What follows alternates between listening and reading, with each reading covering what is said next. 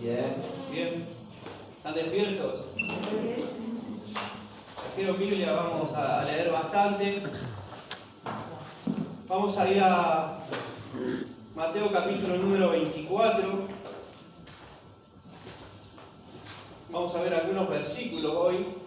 Tenemos para leer bastante. Durante los próximos encuentros que me toque tener la palabra a mí, seguiremos con estos dos capítulos. El otro día hablaba con un hermano que se congrega dentro de nuestra denominación en una iglesia de Rosario y hablaba de que muchos hermanos en esa iglesia no se quieren poner la vacuna. Yo no la puse, tampoco me la voy a poner todavía hasta que no sea obligatorio. Pero muchos hermanos decían que no se iban a poner la vacuna porque era la marca de la bestia. Así que si muchos están vacunados acá, vos ves que tiene la marca de la bestia, ¿no? Muchos están hasta las manos, ¿no? Ahora, se dicen tantas cosas y a veces es necesario poder ordenar los pensamientos. Y la mejor manera de ordenar los pensamientos es a través de la palabra de Dios. La palabra de Dios es racional, nosotros la entendemos y la aplicamos a través de la guía del Espíritu Santo en nuestra vida. Pero tenemos que entender lo que la palabra de Dios nos enseña. Ahora, Mateo capítulo 24 y Mateo capítulo 25, el Señor nos permite, es como subirse al DeLorean, ahora estamos hablando de volver al futuro, subirse al DeLorean y ir un viaje hacia el futuro. Cosas que nosotros, como iglesia, no vamos a vivir, pero sí el mundo. Y cuando pensamos en el mundo, pensamos en aquellos familiares, amigos, compañeros de trabajo que no conocen al Señor. Ahí nosotros vamos a ver 7 señales, hoy solamente vamos a ver una, de que el Señor viene, Maranata. El Señor viene pronto. Ahora hay un suceso que es extraordinario y que es fundamental para la iglesia. Nosotros vamos a ser arrebatados. Eso es lo que creemos nosotros. Que en un momento, dice Pablo a los hermanos de Tesalónica, que va a ser como un abrir y cerrar de ojos. Y que nosotros vamos a ir con el Señor. Pero muchos van a quedar. Y esos que queden van a sufrir el juicio del Señor. Nosotros tenemos el gran privilegio de haber conocido al Señor.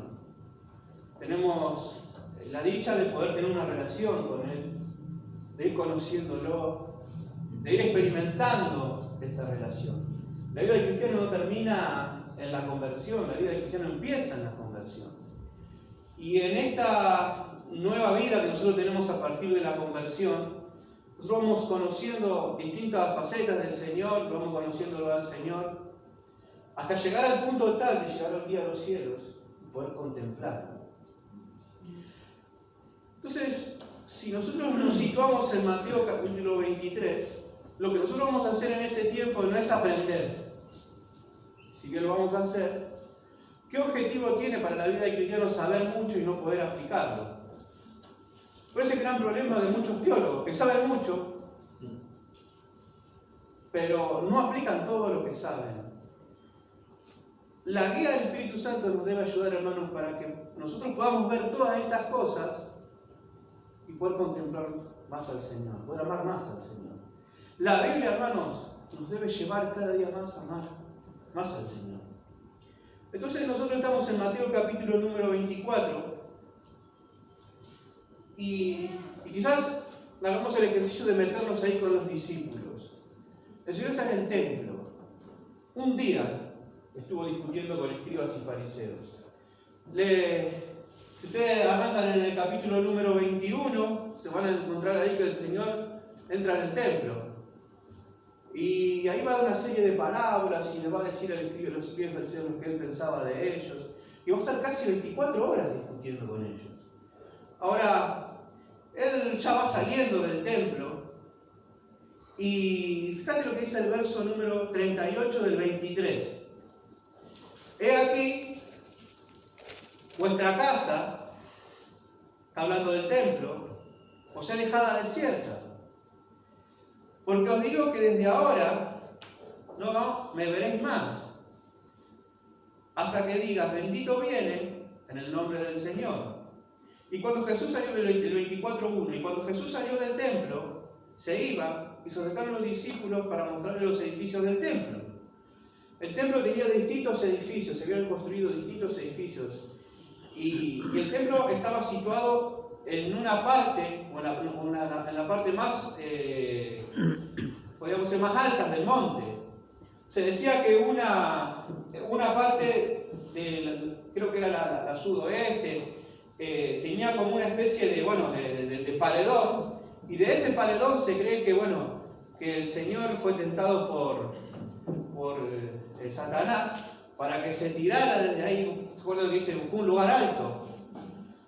Desde ahí, se veía el precipicio. Ese lugar alto buscó Satanás para tentar al Señor. Y para mostrarle todos los edificios del templo, y verso 2, respondiendo él dijo, ¿veis todo esto? De cierto os digo que no quedará aquí piedra sobre piedra que no sea derribada. Algunas de las piedras medían más o menos, para que tengamos una idea, más o menos 3 metros de alto, 4 metros de ancho y 12 metros de largo. Esas piedras fueron movidas para poder construir el templo. Ahora, cuando ellos miraban semejante construcción, la fortaleza que tenía a sus costados, o la muralla que tenía a sus costados, ellos creían que eso era invencible. Ahora el Señor le va a decir, de esto no va a quedar nada. En el año 70 después de Cristo, Tito Vespasiano va a destruir el templo. Muchos historiadores creen que Tito Vespasiano no quería destruirlo del todo, pero las fuerzas de Satanás hicieron que sus soldados destruyeran todo el templo. Ahora,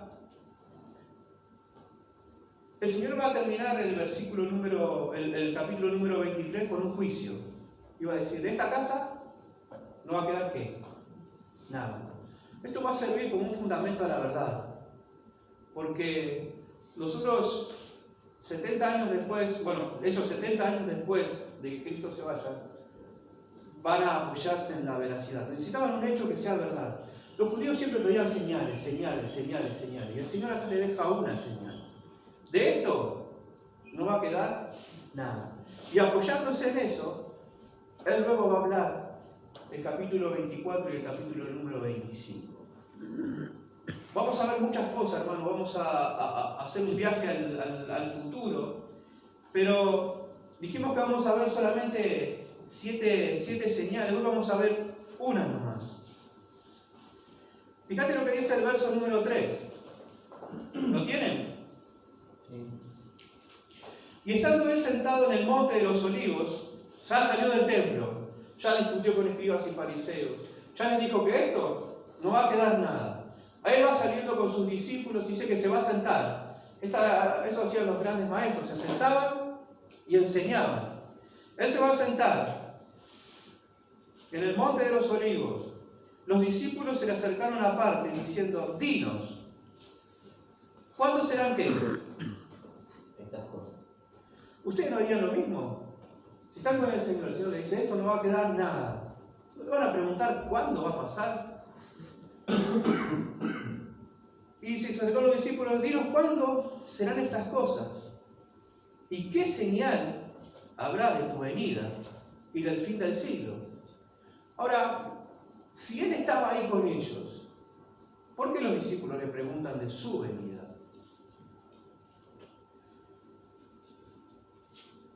Los judíos, en la cabeza de los judíos y en la cabeza de los discípulos, había un pensamiento. Ellos conocían toda la historia, conocían a los profetas, conocían lo que había dicho Ezequiel, conocían lo que había dicho Isaías, conocían lo que había dicho Jeremías. Pero también había un montón de manuscritos, un montón de libros dando vueltas. El libro de Enoc, el cuarto libro de Esdras, los Salmos de Salomón, el libro de los Jubileos, el Apocalipsis de Baruch, el libro de los secretos de Enoc. Todos los libros que había dando vuelta. ¿Qué enseñaban cada uno de esos libros? Que el Mesías iba a venir. Lo mismo que dijo Isaías, lo mismo que dijo Jeremías, lo mismo que dijo Ezequiel, lo mismo que decían los profetas de Dios. Que cuando el Mesías venía, lo iba a hacer en un lugar, o lo iba a hacer en un tiempo, donde iba a haber mucha persecución a los judíos, en un tiempo muy difícil. Ahora, este tiempo era un tiempo muy difícil para los judíos. El Imperio Romano los oprimía. Había venido él para que ellos consideraban que era el Mesías. En un tiempo difícil. Ya se habían cumplido dos cosas. Ahora, él decía que iba a fundar una nueva Jerusalén. Cuando ellos se enteran que el templo iba a ser destruido, dicen, el Señor va a fundar un nuevo templo. Va a haber una nueva Jerusalén. También se decía que él iba a repatriar a los judíos que estaban en distintas naciones.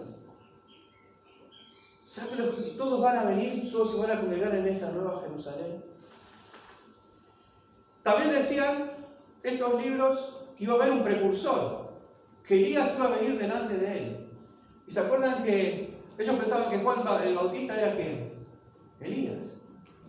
Entonces, todo se estaba dando para que Jesucristo ocupe el lugar que toda la historia le había enseñado. Estaban ansiosos. Por eso van y lo primero que hacen es preguntarle al Señor, ¿cuál es la señal de qué? De tu venida, dice. Ahora, ¿por qué dice venida ahí? Venida, parousia, en griego. Estar presente. Presencia plena. ¿Cuándo vos vas a tomar el control de todo esto? ¿Cuándo vos vas a manifestarte como realmente sos? Le van a preguntar los discípulos al Señor. ¿Y cuándo será el fin de todas las cosas? ¿Cuándo se completará todo? Fíjate lo que responde Jesús. Verso número 4. Respondiendo Jesús, ¿qué le dijo? Mirad que nadie os engañe. ¿Por qué qué? Diciendo que yo soy el Cristo, y rey de guerras y rumores de guerra. Mirad que no os turbéis, porque es necesario que todo esto acontezca, pero aún no es el fin, porque se le levantará ¿qué? Reino contra reino, y habrá pestes, hambres, terremotos en diferentes lugares. ¿Y esto será qué? El principio de dolores. Esto será el principio. Ese principio de dolores se refiere al principio de dolores de parto. Primero empieza las contracciones más esporádicas, después se va acercando, se va acercando, se va acercando. Dice el Señor, esto va a ser un principio. Cada vez se va a ir acercando y cada vez va a ser más continuo. Nosotros hoy vemos que la maldad del hombre es bastante grande. Vemos la desigualdad social, vemos el hambre, pero dice, todos los teólogos dicen, nada se va a comparar con lo que va a vivir o con lo que tiene que ver con el juicio de Dios cuando la iglesia no esté más. Esto será el principio de dolores, principio de parto. Nosotros vamos a Apocalipsis y nosotros vamos a encontrar que el Señor abre los sellos, va rompiendo los sellos. Se cree que esos son años. Después vamos encontrando copas, se cree que son meses, pero también vamos encontrando después trompetas, y se cree que son días. El juicio del Señor se hace cada vez más continuo. Años, meses, días. Entonces dice, todo esto será el principio de dolor. Entonces os entregarán a tribulación, os matarán, y seréis aborrecidos de todas las gentes por causa de mi nombre. Muchos tropezarán, entonces se entregarán unos a otros, y unos a otros se aborrecerán. Y muchos falsos profetas se levantarán y engañarán a muchos. Y por haberse multiplicado la maldad, el amor de muchos, ¿qué? El amor de muchos, habrá tanta maldad que el amor de muchos, dice, la gente va a dejar de ¿qué? de amar. Y dejamos hasta ahí. La próxima vez vamos a seguir con lo que sigue. Ahora, dice el verso 5 del 24, porque vendrán muchos en mi nombre, diciendo ¿quién? Yo soy Él, y a muchos engañarán. Esta va a ser la primera señal. Dice que muchos se van a levantar. Fíjate, por favor, busquemos 2 Tesalonicenses, capítulo número 2. 2 Tesalonicenses 2.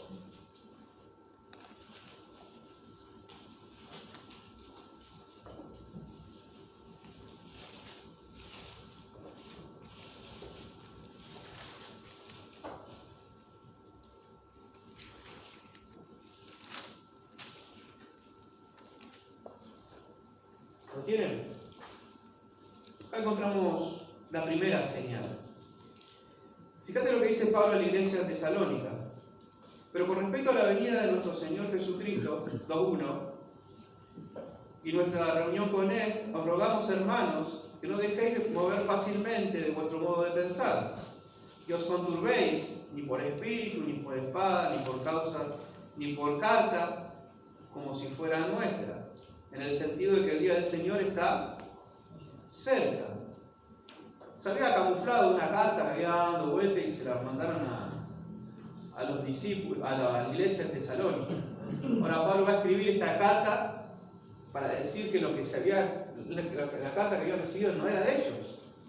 Entonces, fíjate la gravedad de la carta que hizo confundir a la iglesia. Y Pablo va a escribir una carta para afirmar otra vez los pensamientos. Y le va a decir, nadie os engañe, verso 3, en ninguna manera, porque no vendrá ¿quién? Ese día no vendrá sin que antes venga la apostasía. ¿Quién no vendrá? Ese día no vendrá. Nadie se engañe, porque no vendrá el día ¿qué? ¿Qué día? El Señor no va a venir antes que ¿qué? ¿Que venga qué? La apostasía, La apostasía. se manifiesta el hombre de pecado. O sea que acá encontramos la primera señal. El Señor no va a venir hasta que se manifieste la apostasía. Miguel Núñez dice, este es el tiempo de apostasía mundial más grande de toda la historia. Nosotros encontramos, dice, a la Iglesia Universal ya metida en más de 200 naciones, enseñando doctrina falsa y plantando templos en más de 200 naciones. Nosotros encontramos el movimiento feminista, gay, homosexual, y muchas iglesias recibiéndolos. Muchas iglesias recibiéndolos. Este es el tiempo de apostasía, no solamente espiritual, sino de apostasía del hombre, en su condición de hombre, más grande de toda la historia. Ahora, será peor, porque dice, hasta que no se manifieste, hasta que venga la apostasía, y se manifieste ¿quién? El hombre de pecado. El hombre de pecado, el hijo de perdición. ¿Quién es ese? El anticristo. ¿Quién? El anticristo. ¿Quién es el anticristo? Y va a ser un líder mundial que se va a sentar en el templo de Israel. Tengo frío.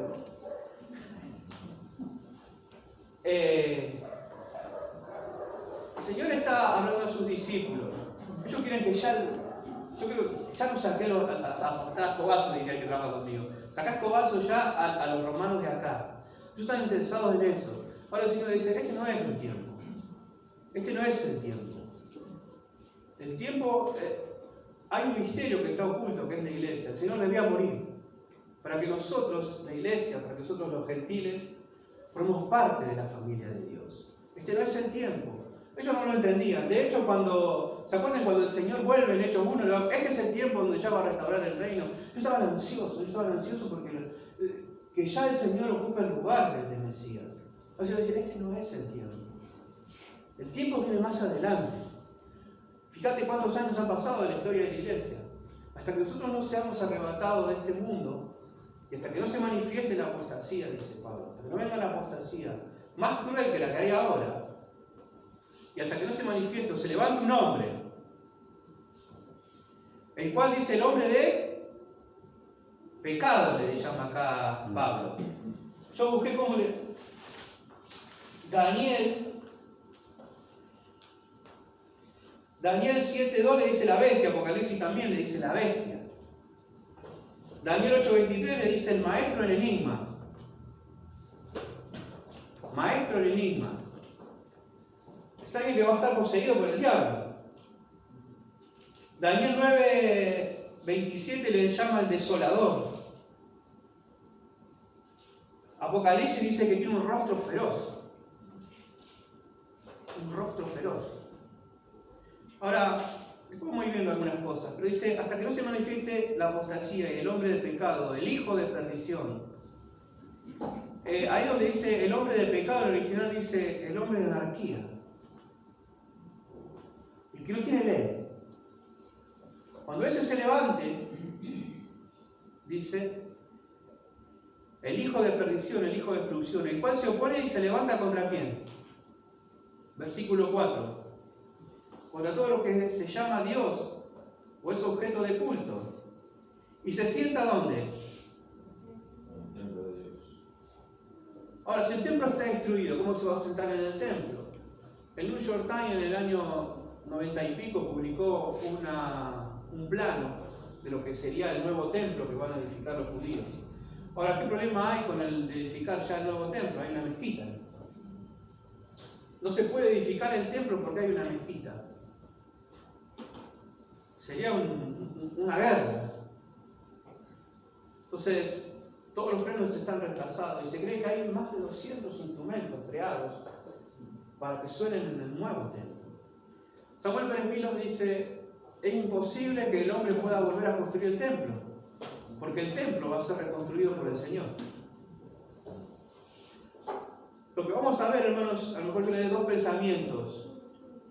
No nos encajonemos en uno, pensemos uno y pensemos en el otro. Muchos creen que el templo se va a construir.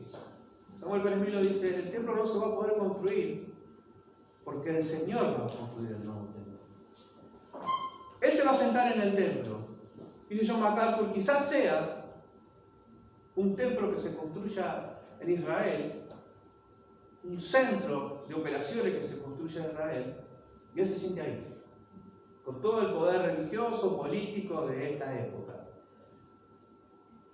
El cual se opone y se levanta contra todo lo que se llama Dios y es objeto de culto, tanto que se sienta en el templo de Dios como Dios, haciéndose pasar por ¿quién? Por Dios, lo que dijo el Señor mucho tiempo antes. Y fíjate lo que dice Pablo, verso 5, a los hermanos, ¿no os acordáis que cuando yo estaba todavía con vosotros os decía esto? Y ahora vosotros sabéis lo que lo detiene, a fin de que su debido tiempo se manifieste. Fíjate lo que dice del anticristo Apocalipsis 13. Tengan ahí marcado Tesalonicense que vamos a volver. Apocalipsis 13. ¿Se va entendiendo? ¿Se están aburriendo o no? Sí, no. Apocalipsis 13. Fíjate cómo lo ve Juan. No llegamos a verlo como lo dice, como lo ve Daniel, vimos algunas cosas, estamos viendo cómo lo ve Pablo, pero fíjate cómo lo ve Juan.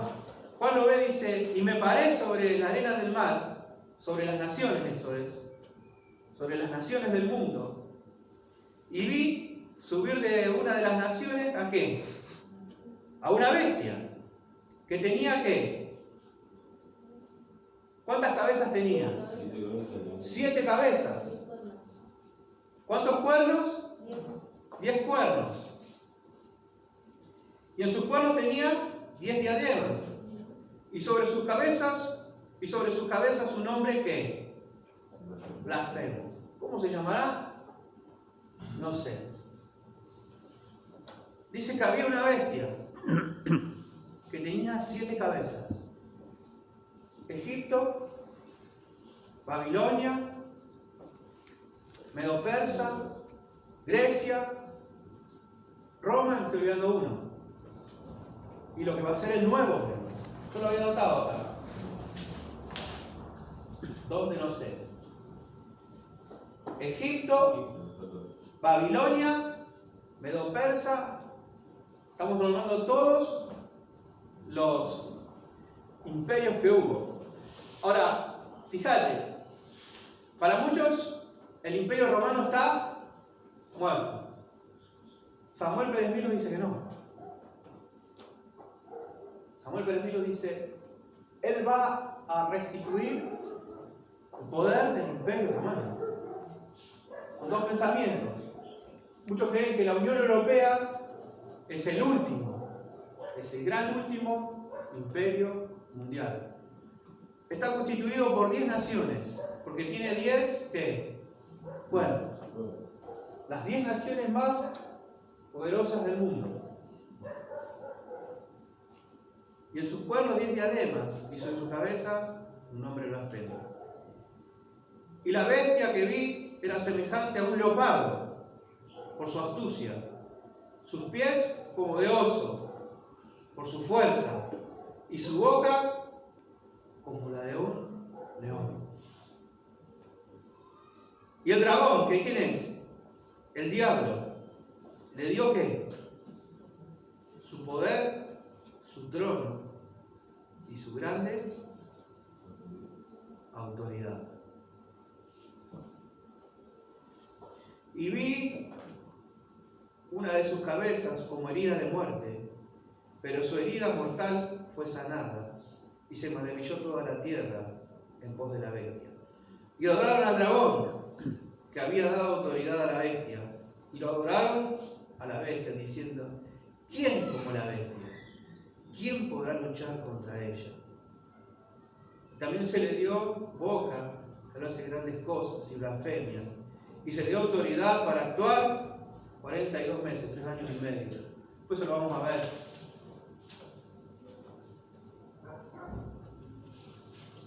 Meses contra Dios para blasfemar de su nombre, de su tabernáculo y los que moran en el cielo. Y se le permitió hacer guerras contra los santos y vencerlos. Y también se le dio autoridad sobre toda tribu, pueblo, lengua y nación. Y adoraron todos los moradores de la tierra cuyos nombres no estaban escritos ¿dónde? En el libro de la vida del Cordero, que fue inmolado desde el principio del mundo. Si alguno tiene oído, ¿qué dice? Volvamos a Tesalonicenses y ya vamos a ir terminando.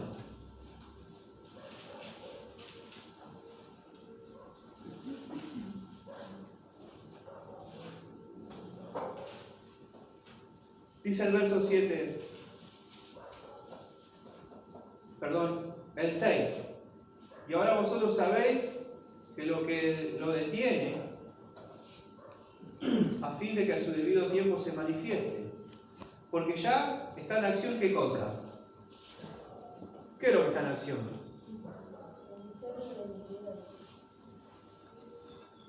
El misterio de la iniquidad. O sea, lo que está en acción, ¿qué es? Todo el accionar de Satanás en el mundo. Todavía no está en plenitud. ¿Quién va a ser este? El que llaman el anticristo. Y ahora vosotros sabéis que, porque ya está en acción el ministerio de iniquidad, solo hay que quien al presente lo detiene, hasta que él, el que lo detiene, a su vez se ha quitado del medio. O sea, ¿quién es el que detiene esto? Es la gran pregunta. El Espíritu Santo. Ahora, cuando la iglesia sea arrebatada, ¿el Espíritu Santo se va con la iglesia o se queda? Se va. Se va. Si va a haber la mayor conversión de toda la historia, se va a dar en la gran tribulación. ¿Cómo el hombre se convence de pecado, de justicia y de juicio? Y porque va a ser como antes de que venga el Señor Jesús, va a venir como un juez sobre cada uno. Puede haber un conocimiento intelectual también de la gente, de lo que escuchó, y el Espíritu Santo venga, como dice Laura. Pregunta, Tuve toda la semana, hace 10 días que estoy buscando esto y tratando de buscar si ves cada eso, pregunta si me y. responde eso, soy feliz. Ahora, Pero pregunto, va a haber gente que se va a quedar y que alguna vez escuchó pero no creyó. sí, Y va a haber gente que jamás escuchó. en un Entonces, contexto, nosotros pensemos siempre, por eso la Biblia es tan. Nosotros pensemos en lo que leemos, imaginemos el contexto del tiempo. Es un tiempo cruel, es el tiempo más cruel de Van la a ser historia. salvos por su vida. El que sea que es salvo va a morir. Yo dejé en un versículo antes porque viste, el que persevera hasta el fin será salvo, dice. sí. Y eso lo toman, está sacado de contexto. Ese es en el contexto de la gran tribulación. De ahí se apoyan muchos para decir que la salvación se pierde. Tenés que perseverar para ser salvo. Tenés que hasta el último día de tu vida, el último minuto de tu vida, te mandó una macana, te al infierno. Entonces está sacado del contexto. Eso lo voy a explicar la próxima vez, pero bueno, lo traemos a este contexto. Ahora, el Señor dice que va a mandar a 144.000 judíos de las 12 tribus, 12.000 de cada tribu. Los testigos de Jehová dice que son ellos. El otro día llamó un testigo de Jehová a casa, bueno, venía llamando hace tiempo, yo le prediqué el Evangelio, imagínate, no me llamó más, no va a llamar más. Ahora, nuestro deber no es debatir, sino es predicar a Cristo. Yo le prediqué a Cristo. Entonces, ahora está llamando una chica, y ahora me llama, bueno, le predicamos a Cristo también. Pero todo se saca de contexto, hermano.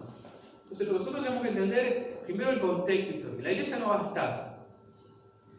Todo lo que detiene la maldad, ¿qué otra maldad que hay en el mundo? El otro día miraba un pobre pibe en un lavadero, lo tienen un tiro acá, hermano, delante de los padres.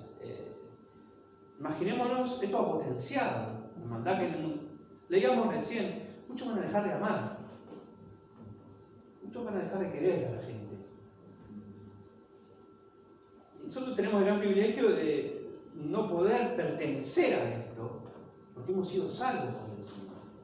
Ahora, el Señor nos invita a predicar el Evangelio teniendo en cuenta esto, lo que el Señor ha hecho por nosotros, teniendo plena conciencia de que nosotros somos merecedores de esto y del infierno, que es mucho peor de lo que se va a vivir en la tierra. Entonces, el Señor va a mandar, dice que durante la época de la gran tribulación va a haber el avivamiento más grande de toda la historia.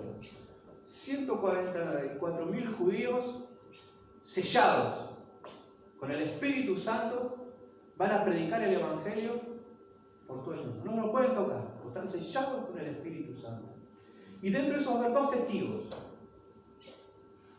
Muchos dicen que va a ser Moisés y Elías. Son dos testigos. ¿Quiénes son? No lo sé. Dice John MacArthur, a mí me gustaría haber sido uno de esos dos testigos. Pero los pueden matar. En un momento los van a matar. Y dice que el mundo lo va a ver.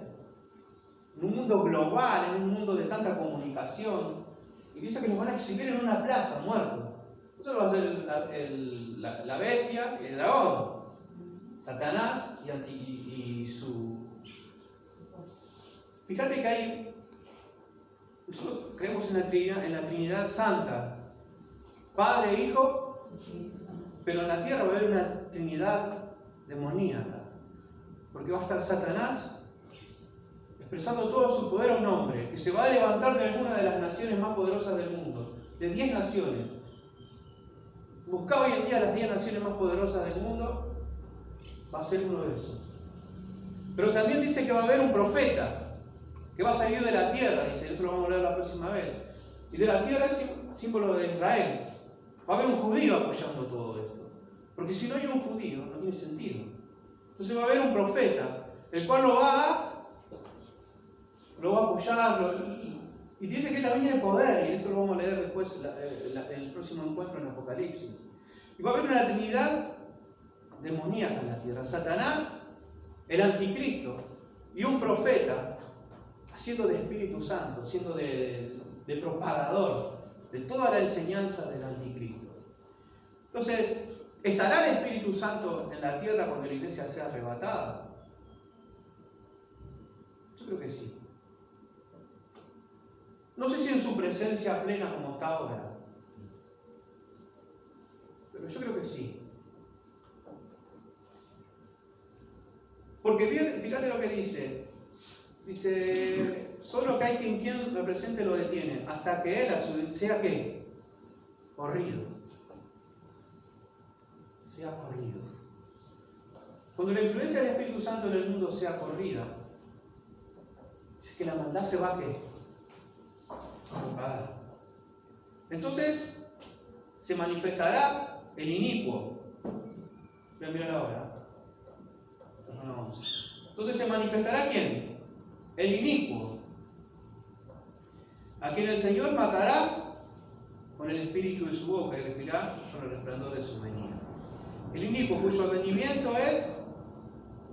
cuya venida es por la obra de quién? De Satanás, con gran poder y señales y prodigios y con todo engaño de iniquidad para los que se pierden, por cuanto no recibieron el amor de la verdad para ser salvos. ¿Por esto qué? Esto es lo más triste, hermano. ¿Dios qué?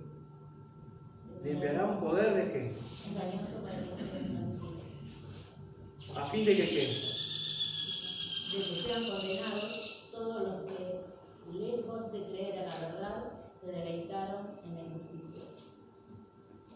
Ahora, nosotros vemos Satanás levantando un hombre, después se va a levantar otro, va a venir de Israel, para hacer un desastre en la tierra. Fíjate que toda la historia ha sido escrita por el Señor. Él siempre tiene el control. Él siempre tiene el control de todas las cosas. Ha tenido el control antes, ha tenido el control ahora y lo va a tener hasta su venida. Ahora, dice, ¿por qué Dios da esto? Dice Samuel Pérez Milos, Dios le da la maldad, Dios le da el pecado, todo lo que el pecado quiere. Le da al pecado todo lo que el pecado quiere, para después ¿qué? Condenarlo. Para después condenarlo. Los últimos 3 años y medio, de eso después lo vamos a ver, son terribles. Imaginemos, hermanos, que se abre el abismo, salen demonios a matar gente. Se abre el abismo y salen demonios a matar gente. El agua del mundo contaminada, bolas de fuego que caen del cielo, todo el juicio de Dios sobre la tierra.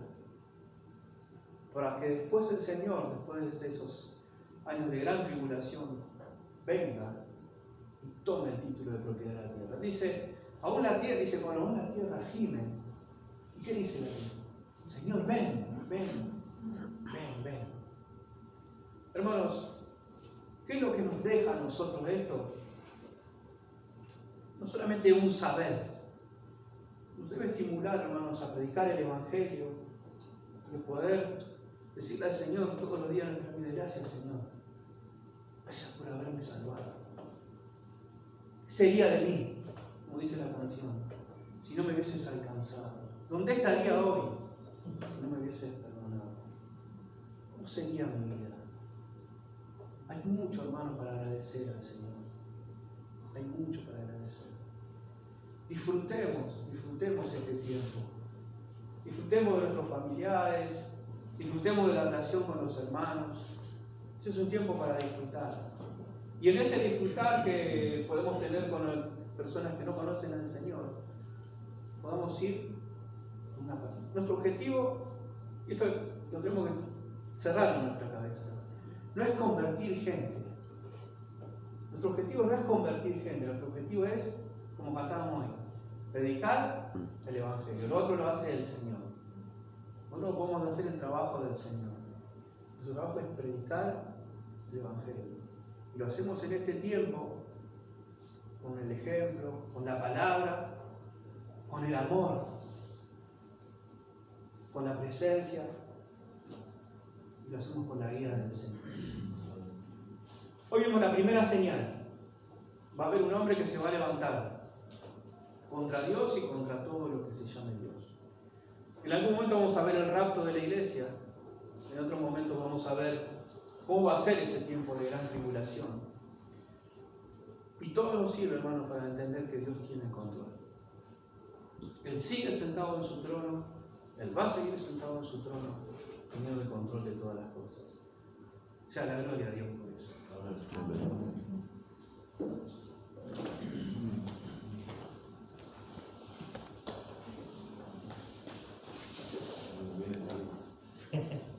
Ya lo comprometió para el nuevo que viene. Si el Señor no viene antes, vamos a hermoso tema que nos trajo Eduardo en este tiempo. Tenemos que estar alerta en todo. Cristo viene, hermano, muy pronto. Y estudiar de esta forma cómo van a ser los acontecimientos con la palabra y a la luz del Espíritu Santo es importante que lo aprendamos. No confundamos tampoco. Hoy hablamos, Mateo está escrito para la segunda venida, el arrebatamiento, como dice Eduardo, va a ser antes. Hay cuestiones por ahí que se nos mezclan en la cabeza, pero tengamos en claro cómo van a ser los acontecimientos. ¿Todo para qué? Para predicar a Cristo. Tantos seres queridos, tantos compañeros que no conocen la verdad. Así que, gracias a Dios, que el Señor te bendiga. Vamos a continuar un ratito con Ariel, vamos a cantar, a adorar a nuestro Dios y vamos a compartir también los símbolos. Acá tenemos un poco de pan y un poco de vino. Si vos realmente crees que Jesucristo está en tu corazón, que te ha salvado, podemos compartir cuando en su momento pasemos el plato y pasemos el vino. Es para todos, no es solamente para el sacerdote, ni para el pastor, ni para el cura. La comunión es para todos, ¿sí? Así que vamos a dedicarnos un ratito a la presencia de nuestro Dios con Ariel y después vamos a compartir la cena del Señor. Y gracias a Eduardo tiene que ir a trabajar, por eso hicimos esta modificación de hacer un ratito antes la predica.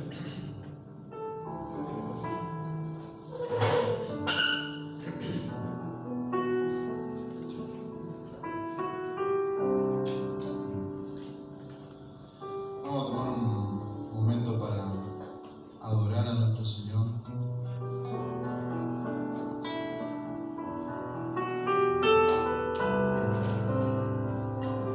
Toma un momentito en tu lugar para hacer una oración, para decirle lo que hay en tu corazón. Tómate un momentito para decirle: te amo, Señor. Te doy gracias por haberte conocido. Te doy gracias por pertenecer a tu pueblo, a tu familia. Te doy gracias por perdonar mis pecados. Dale un momento, tomate un momentito para adorarle con tus propias palabras.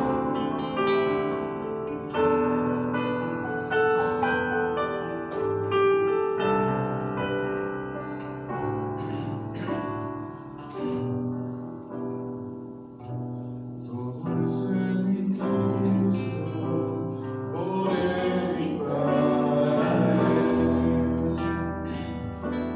Todo es en mi Cristo, por Él y para Él.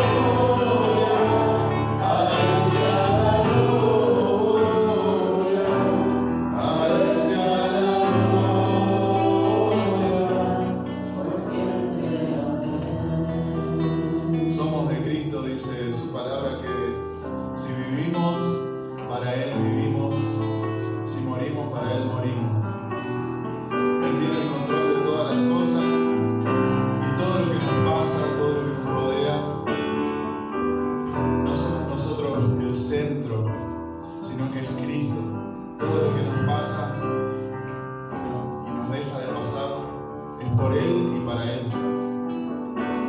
Vamos a tratar de vivir de esta manera pensando en que todo es de Cristo. Todo es de mi Cristo, por Él y para Él. Todo es de mi Cristo, por Él y para Él. Todo es de mi Cristo, por Él y para Él. Todo es de mi Cristo, por Él y para Él.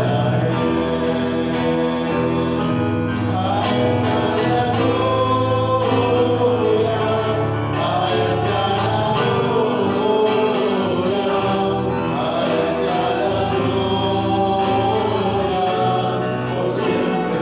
Amén. A Él sea la gloria, a Él sea la gloria, a Él sea la gloria, por siempre. Amén. A Él sea la gloria, a Él sea la gloria, a Él sea la gloria, por siempre. Amén.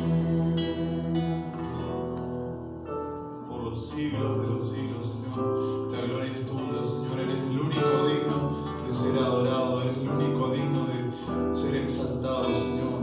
Una vez más, queremos confesar con nuestros labios de que somos tuyos, Señor, somos tus hijos y nos rendimos a ti, Señor. Te pedimos perdón cuando muchas veces somos egoístas y solamente pensamos en nosotros mismos, Señor.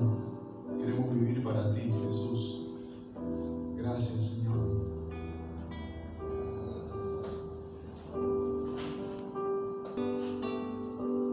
Padre que estás en los cielos, te damos muchas gracias por esta mañana. Gracias porque pudimos comenzarla distinta. Gracias porque pudimos venir hasta acá, porque pudimos encontrarnos con los hermanos, porque pudimos abrir tu palabra y porque a través de ella nos hablaste, Padre. Bendito eres. Gracias por todo lo que haces por nosotros, Señor. Y ahora queremos pedirte que bendigas este pan que representa tu cuerpo, maltratado hasta la muerte en la cruz del Calvario. Bendice a cada uno de mis hermanos al compartirlo. Te damos gracias por todo. En nombre de Cristo Jesús. Amén. Señor, gracias porque nos diste esta oportunidad de estar aquí, Señor, para agradecerte, Señor, por tu amor que tú nos diste, Señor.